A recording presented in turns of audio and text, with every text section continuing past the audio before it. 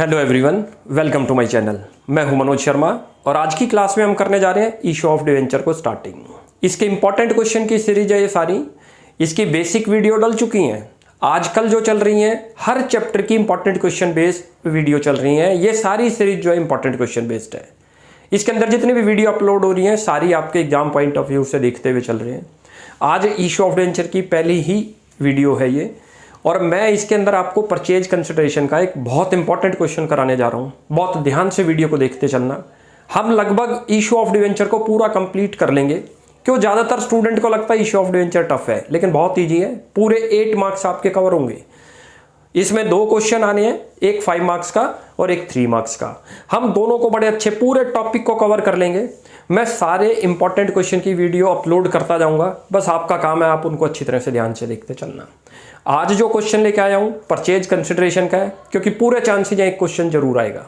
तो जरा इसको ध्यान से देखना कि कैसा क्वेश्चन है। देखो ये क्वेश्चन रहा आपके सामने।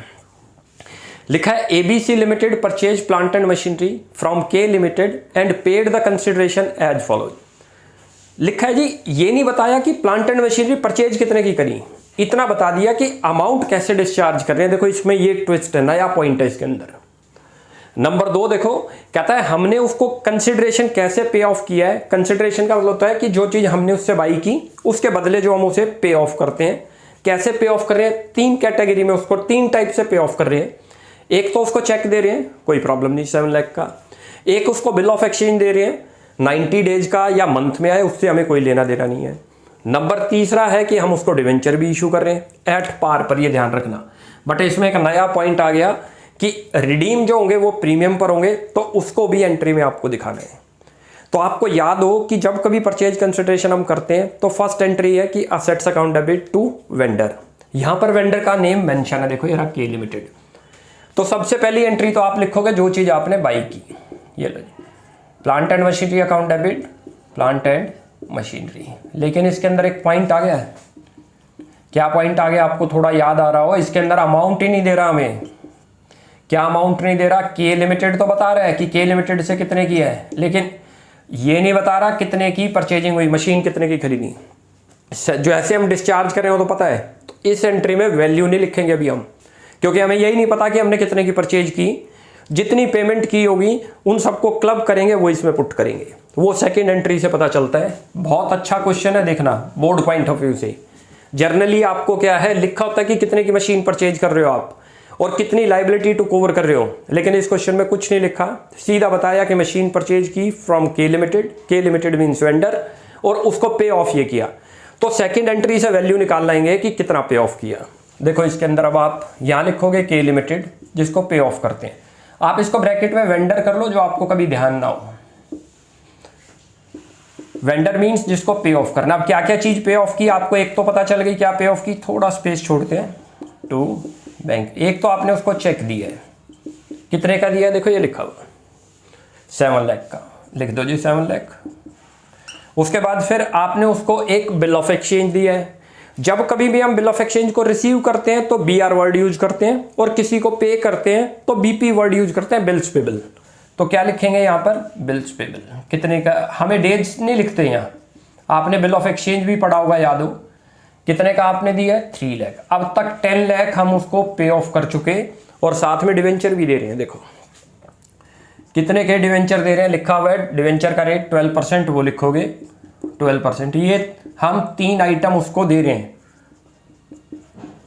ये कितने की थी, इसके आगे लिखा हुआ है 8000, रेट उसका दे रखा है, तो इसका मतलब ये कितने के हो गए, 8 लाख। बहुत ध्यान से समझना इसको। इसका मतलब हमने उसको 3 चीज दी। रिडीम से अभी कोई वास्ता नहीं है, लेकिन उसकी एंट्री दिखानी पड़ेगी हमें। टोटल कितने की पे ऑफ की हमने उसको, 18 लाख। ये चीज क्लियर हो गई। अब हमें एक चीज तो पता चल गई कि हमने मशीन कितने की खरीदी थी, इसका मतलब उससे 18। अब पुट कर दो वैल्यू। इस क्वेश्चन में यही एक अच्छा पॉइंट था कि आपको अमाउंट ही नहीं बता रहा था, ये 18 लाख।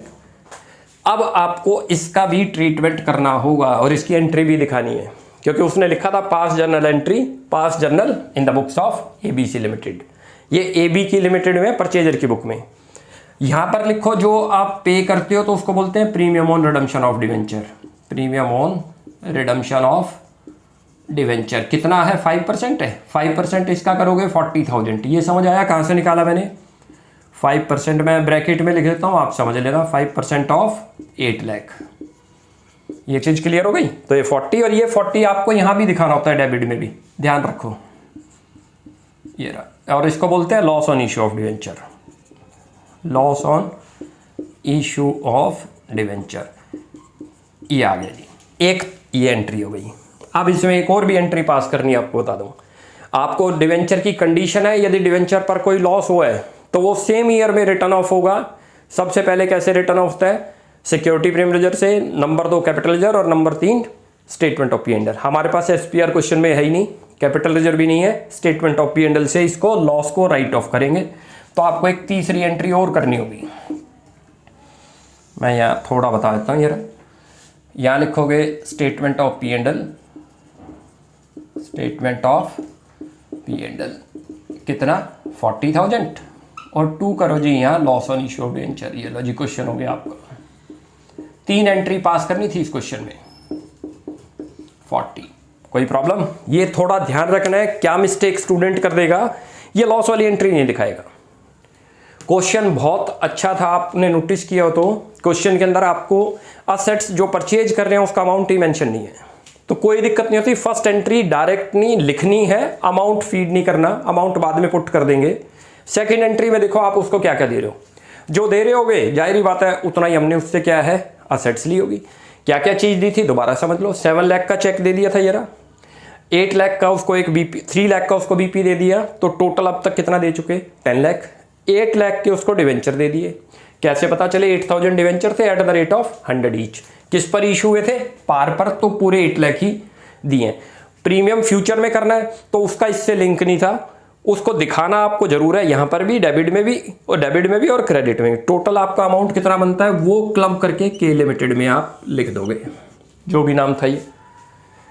क्लियर हुआ? अब ये लॉस की कंडीशन है, क्योंकि जिस ईयर में डिवेंचर इशू है और उस पर कोई लॉस इनकर्ड हुआ है तो सेम ईयर में ही वो रिटर्न ऑफ होगा।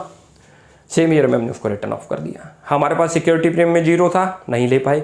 नंबर 2 कैपिटल लेजर भी नहीं था, वो भी 0 है। तो तीसरा हमारे पास राइट ऑफ तो करना है, तो स्टेटमेंट ऑफ P&L से हो जाएगा। तो 3 एंट्री इसके अंदर आनी थी। बहुत ही अच्छा क्वेश्चन था, बड़े ध्यान से करना। आगे फिर दोबारा मैं आपके लिए ऐसे ही क्वेश्चन लेके आऊँगा, आप तब तक इसकी प्रैक्टिस करें। इसमें कोई भी आपको डाउट लगता है you will ask in comment section. Video अच्छी लगी तो प्लीज़ इसको लाइक एंड सब्सक्राइब करें।